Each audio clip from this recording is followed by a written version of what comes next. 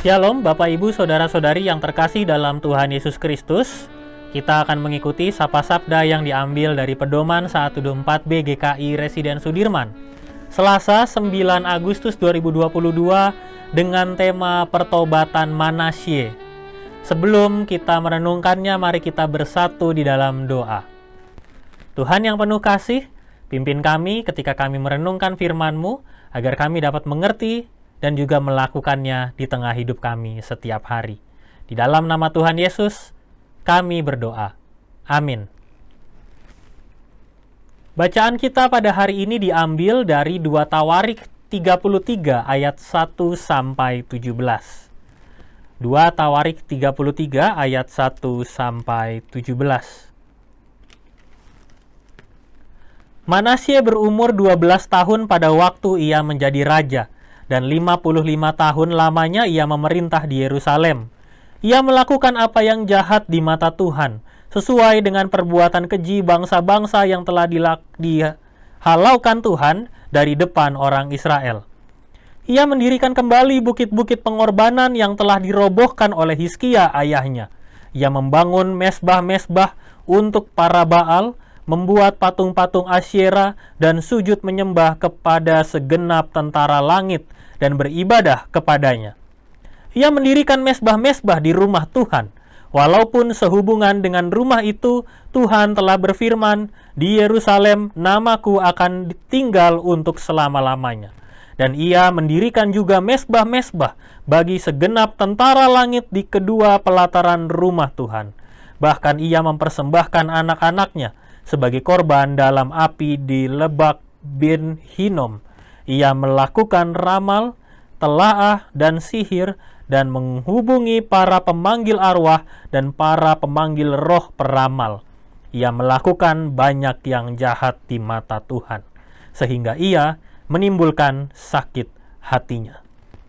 Ia menaruh juga patung berhala yang telah dibuatnya dalam rumah Allah, walaupun Allah telah berfirman kepada Daud dan kepada Salomo anaknya, "Dalam rumah ini dan di Yerusalem yang telah kupilih dari antara segala suku Israel, aku akan menaruh namaku untuk selama-lamanya.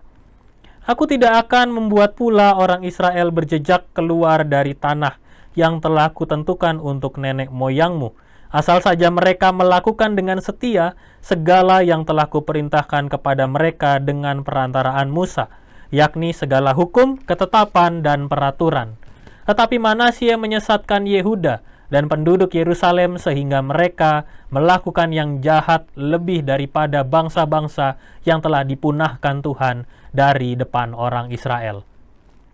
Kemudian berfirmanlah Tuhan kepada Manasye dan rakyatnya, tetapi mereka tidak menghiraukannya.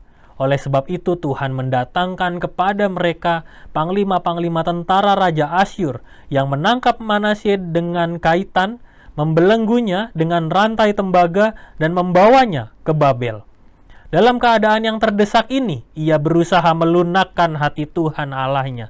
Ia sangat merendahkan diri di hadapan Allah nenek moyangnya dan berdoa kepadanya. Maka Tuhan mengabulkan doanya dan mendengarkan permohonannya. Ia membawanya kembali ke Yerusalem dan memulihkan kedudukannya sebagai raja. Dan Manasye mengakui bahwa Tuhan itu Allah. Kemudian ia mendirikan tembok luar pada kota Daud di sebelah barat Gihon, di lembah, sampai dekat pintu gerbang ikan mengelilingi Ofel. Tembok itu dibuatnya sangat tinggi. Ia menempatkan juga panglima-panglima perang di tiap kota kubu di Yehuda. Dan ia menjauhkan allah-allah asing dan berhala dari rumah-rumah Tuhan, juga segala mesbah yang didirikannya di atas gunung rumah Tuhan dan di Yerusalem, dan membuangnya keluar kota. Ia menegakkan kembali mesbah Tuhan, mempersembahkan korban keselamatan dan korban syukur di atasnya, menyerukan kepada Yehuda untuk beribadah kepada Tuhan Allah Israel. Walaupun demikian, rakyat masih mempersembahkan korban di bukit-bukit pengorbanan, tetapi hanya kepada Tuhan Allah mereka. Demikianlah firman Tuhan, berbahagia kita yang mendengar dan melakukannya. Haleluya. Bapak, Ibu, Saudara-saudari yang terkasih dalam Tuhan Yesus Kristus, seseorang bertobat karena merasa bahwa hidupnya ada pada jalan yang tidak benar. Seseorang juga bertobat karena ia sudah merasakan akibat dari dosa yang diperbuatnya. Seseorang juga bertobat karena merasa bahwa segala hal yang dilakukannya ternyata tidak pernah membuatnya bisa menemukan kebahagiaan. Dan dengan alasan-alasan ini, setiap orang yang bertobat akan mengarahkan kembali hidupnya kepada Tuhan. Dan melalui bacaan pada hari ini, kita menyaksikan pertobatan seorang raja yang kemudian juga berdampak bagi seluruh rakyatnya. Manasye adalah seorang raja Yehuda. Ia adalah anak dari Raja Hizkia.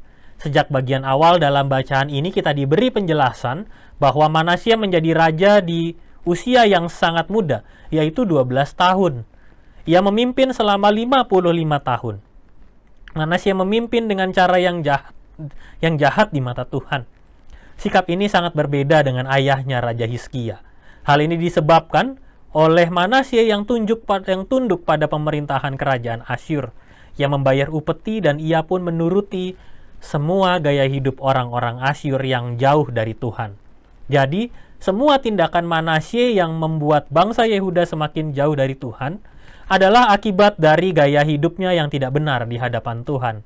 Bukit-bukit penyembahan berhala yang sudah dirobohkan justru dibangun kembali oleh Manasye dan ia mendirikan mezbah atau rumah Tuhan, tempat orang-orang Yehuda memberi persembahan kepada Tuhan.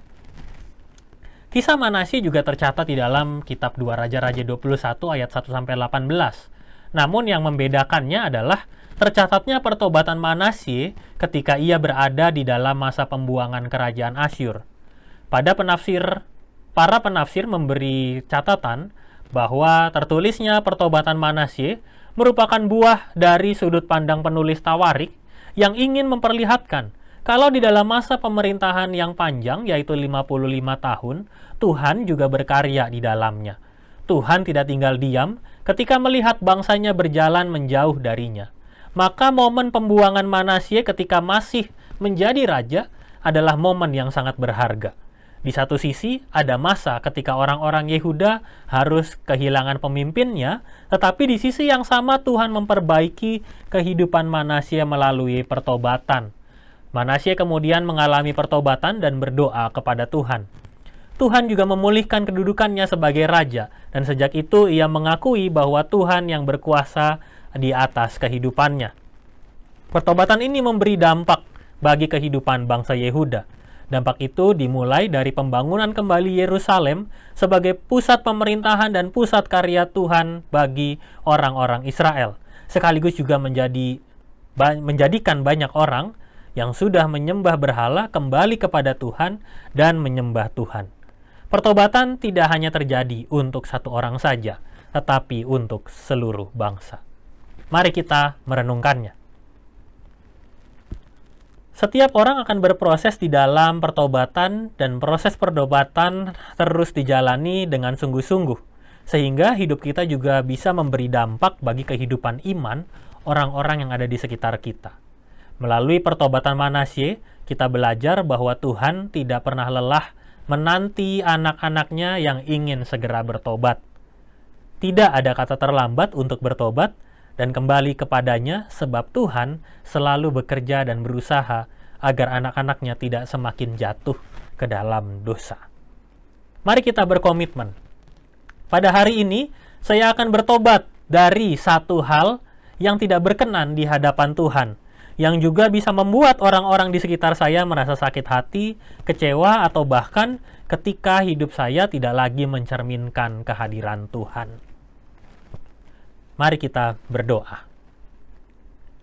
Tuhan, mulai hari ini kami akan semakin sungguh-sungguh mengembalikan gaya hidup kami kepada pedoman firman-Mu, agar kami mengalami proses kehidupan yang jauh lebih baik, serta Tuhan memampukan kami untuk menjadi teladan ketika kami berhasil menjalani proses pertobatan sesuai dengan kehendak-Mu. Dan biarlah pertobatan yang kami mulai juga selalu bisa berdampak baik bagi orang-orang yang ada di sekitar kami. Kami mau memuliakan nama-Mu. Di dalam nama Tuhan Yesus, kami berdoa. Amin.